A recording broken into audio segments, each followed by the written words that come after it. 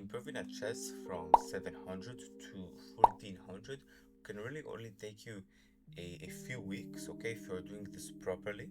I know you might think it doesn't because right now you're actually struggling to improve from beginner to intermediate, but let me show you some. I was playing on chess.com. I basically leveled up from 737 all the way up to 1400, 1401, okay, 1407, from the beginning of July, end of June, to the beginning of September. And why did this happen? It happened because I tweaked something in my own play, which helped me to jump my elo after being stuck for almost half a year.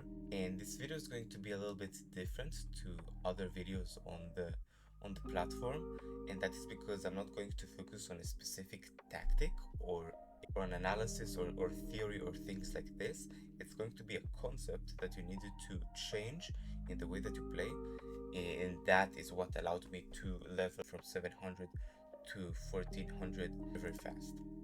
Alright, so starting with the first example, we have two beginner players, okay? Both of them, one of them is rated at 700. Why is pawn from e6 to e5 a mistake? It is simply because this just gives away this pawn. The thing is, you're still a little bit better because, for example, of this pawn, okay, it prevents from me developing my knight. But the best move for you if you're trying to move away this knight is of course here. Okay, why is here? Because one, you cannot really take this knight here with this knight, and two, it threatens a bishop, okay, which is always better. But here's the thing, black did not saw it, okay? He thought, okay, I want to make a threat to stop this issue, okay? What can I threat? I can only threat this queen, and that is the move that he made. Bishop from c8 to g4. That is a blunder, okay? It is a huge blunder.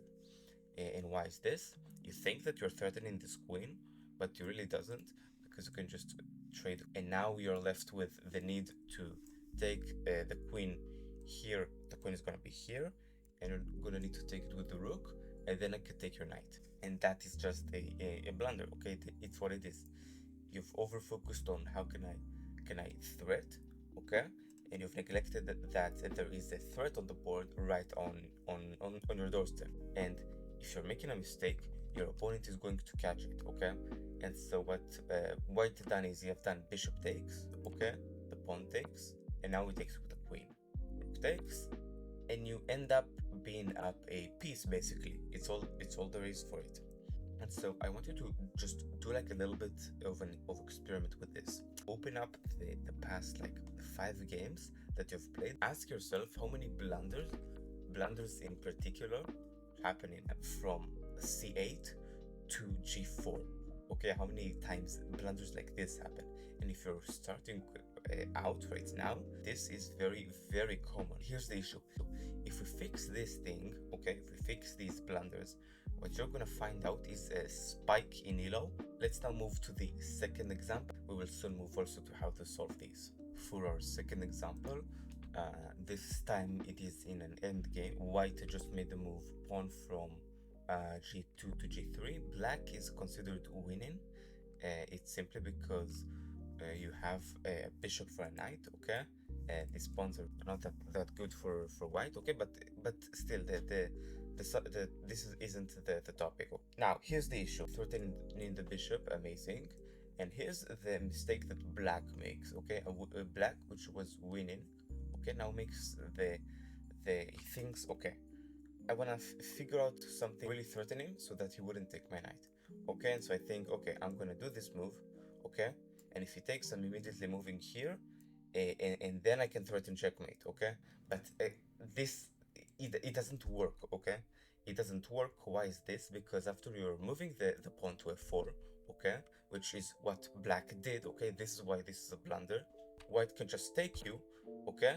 And if you're progressing with this pawn, I as white can move my rook back, okay? And now you cannot actually do anything against it, okay?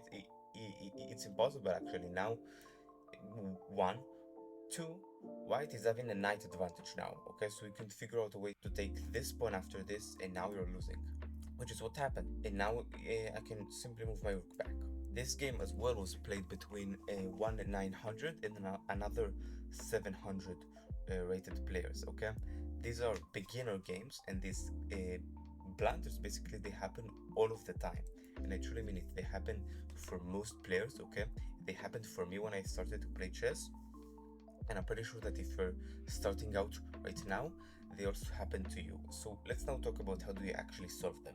Okay, so how do you actually solve like blunders like this one? And this is the thing.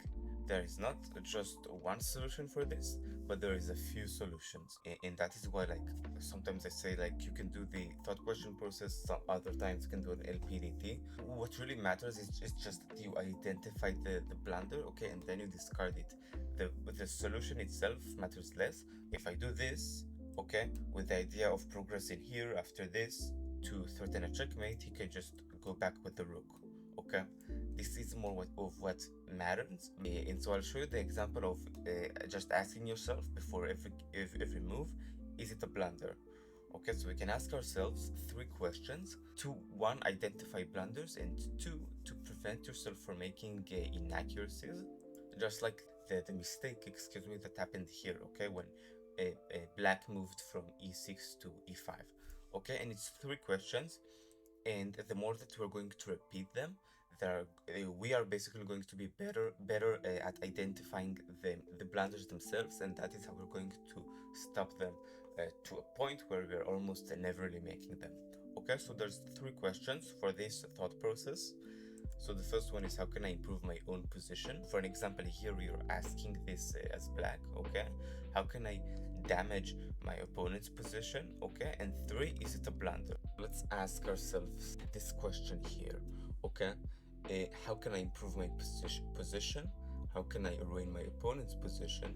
And is it a blunder? Now, if you're doing this and we think, okay, can I move my pawn here? Does it improve my position? It looks like it does because it moves a pawn forward. Okay, does it ruin his position? Yes. Is it a blunder?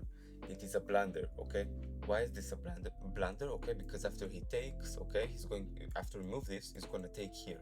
Okay, and we cannot actually like progress the pawn forward. It's not that it's impossible, but white can just defend with his own rook. The idea is, of course, to put your pawn here is to move it after this and to try to checkmate here, but it doesn't work because we can see that this rook can move back.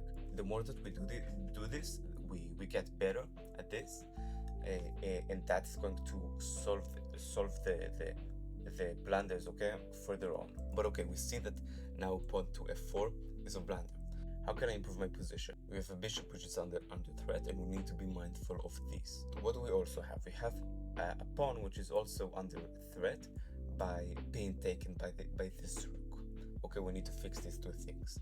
So what if we just slide the bishop back here to e5? Game analysis, but it shows that a bishop to here is considered one of the best moves. And this is how you think. You think, can I ruin his position? I can improve my position, and it doesn't seem like a blunder, unlike this move. Let's practice the thought question process on the first game as well. Okay, let's say, for an example, that we are doing this after he made e5 and d takes e5. The position now is equal. Okay, we're just a little bit better. What do we have, and how can we improve our position? There's this knight, okay, and we want to put our own knight here again because it's going to put it. The pawn here cannot really be taken because the bishop just stops it from being taken. We can put our knight here, and then it's going to be very good for us. Does it look like knight to d5 is a blunder? It doesn't look like it's a blunder, but and it looks like it improves our position, so we're gonna do it. Slowly, you're gonna come up with ideas exactly like this one for how do you actually improve your own position without making the blunders. Now, if you want to learn more for also the next time that you're gonna sit on your desktop actually to learn how to play chess better, okay, you can consider, if you want, the first link in the description, and I will personally take you to 1600 Elo chess as fast as possibly can be done.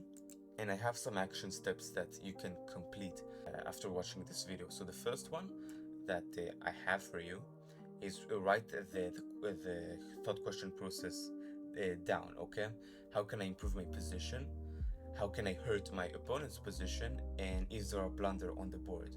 Okay, write it down and stick it somewhere very close that you can see for the next time that you're going to play chess versus a bot or a person. First thing. Second thing is I want you to practice this either on chess.com, really anywhere, it doesn't really matter. But best if, of course, they're better than you, because then you're gonna learn a lot more. And I want you to recite this for every move that you're basically going to make. This is the second thing. Third thing, after you've practiced it, I want you to test it versus other online people, because you're gonna see, okay, has this helped me? And what I think you're gonna find out is that yes, this is helpful. Thank you for watching, and I will see you in the next video. Bye bye.